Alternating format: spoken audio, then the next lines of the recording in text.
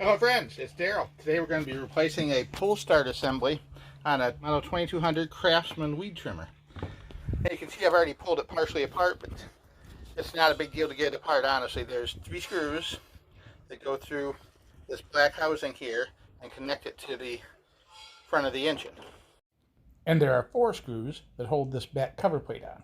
3 around the outside edge and 1 down that little hole by my thumb. We're going to remove the spark plug. Look into the spark plug hole and rotate the clutch until the piston is in the bottom position. Then insert some soft material, preferably like a pull cord, as much as you can of it, down into the cylinder hole. The cord, when it's wrapped up in there and pushing up against the top of the cylinder, provides a stopping point for the piston so it won't keep spinning around and around. It also, since it's a soft cord, keeps the cylinder walls and piston from being damaged. Use a T15 Torx driver to remove the center screw of the clutch drum. The clutch assembly has an arrow and the word off mounted on it, so you know which way to turn it to get this to unscrew from the crankshaft. And it's pointing in a counterclockwise direction. So we're going to get a hold of the clutch, turn it counterclockwise.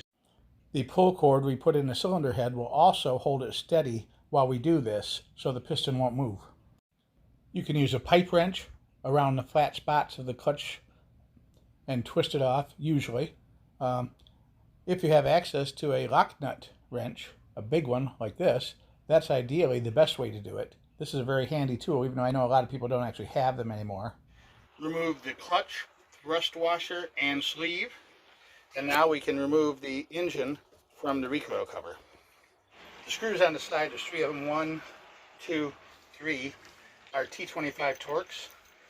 There are 2 on the bottom also that go through the frame and body into the fuel tank that need to come out. And then we're going to have to remove the electrical connector as well, because that goes through the case too. The electrical connectors are located on top of the coil, which is directly above the flywheel. The red wire on front just pulls off. The black wire on the back requires a T20 Torx driver. Pull the electrical cables through this opening in the housing. And now we're all set. The spring has failed down in here, and this is set up so that they don't sell a replacement spring. You got to replace the whole housing. This is an exact match original equipment part from MTD, who makes the Craftsman string trimmers. Also, it's about $27, maybe a little bit more in some places. I'll put a link in the description to where you get the part and the part number if you want to shop around a little bit. Feed the wires through the opening. Reconnect the ground wire first, pointing toward the carburetor, and then the hot wire just clips on firmly like that. Now we can slide the new housing back over the engine. Make sure the spark plug wire ends up between this black slider bar and the red part of your housing, down low like that. That way you'll have lots of room to maneuver it around to put it off and on of the spark plug. Press the fuel tank into place and reinstall the 2 screws that hold that on.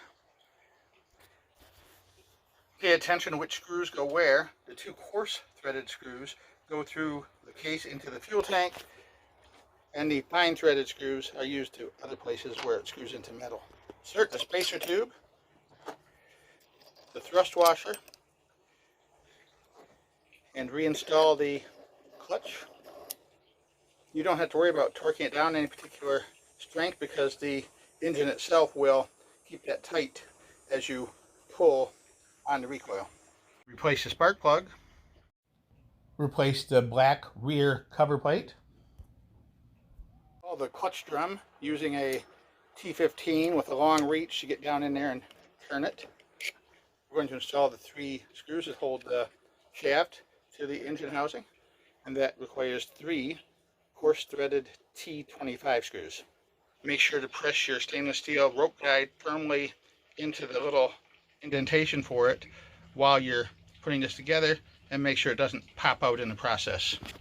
Make sure the hole in your clutch drum and the center drive shaft cable are aligned correctly, and it will slide right together tight all the way around with no gaps. And when you put the screws in, they should go in nice and tight and even, so that there's no gap anywhere around this fitting. Double check to verify that your little silver guide ring is still in place and not floating around somewhere, and you're good to go. I don't know if we can pull it with one hand while we're filming, but let's give it a try. There we go. You heard it. Not bad, eh?